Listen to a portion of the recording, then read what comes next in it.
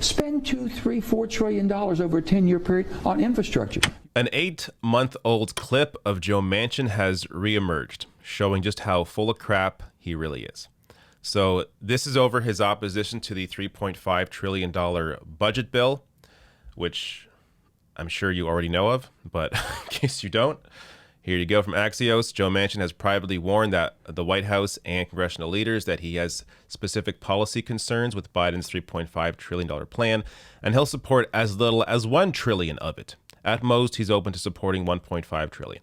So the budget bill was already negotiated down. It initially was $6 trillion. Then Bernie Sanders negotiated down with others who wanted to bring it down to $3.5 trillion. It's already a negotiated down figure. The left is already negotiating. There's no Medicare for all, for example, in this budget bill. So they've already compromised. Now Manchin wants further compromise to what is a Republican position.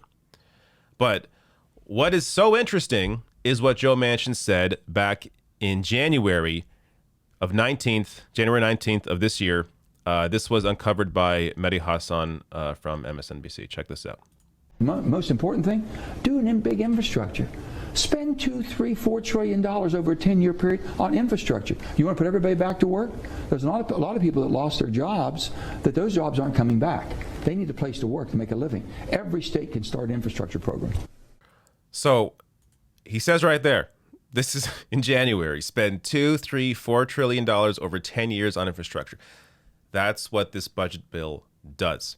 So the provisions that are in the budget bill were essentially stripped out of the infrastructure bill, since that wouldn't pass with 60 votes if they were in it. So that's why there are now these two bills, the bipartisan infrastructure bill, which had 19 Republicans sign on with it, and the budget bill, which only needs 50 votes, so they can then fight to put these real investments in, which includes investments into like climate change, expanding Medicare, childcare, and other provisions. So to have Manchin clearly change his mind here, I mean, it shows you just how full of shit the man is. Now, of course, it all comes down to his donors. And this is another, I mean, there are so many stories about Manchin and his interactions with donors and who he actually supports when it comes to his votes. But one example of that here from the Intercept. This is a story from June. Leaked audio of Senator Joe Manchin call with billionaire donors provides rare glimpse of deal making on filibuster and January 6th commission. So a little piece here. Manchin told the assembled donors that he needed help flipping a handful of Republicans from no to yes on the January 6th commission in order to strip the far left of their best argument against the filibuster. The filibuster is a critical priority for the donors on the call as it bottles up progressive legislation that would hit their bottom lines.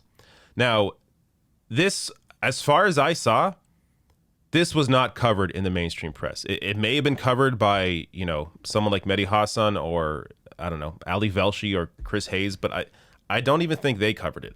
This went completely uncovered.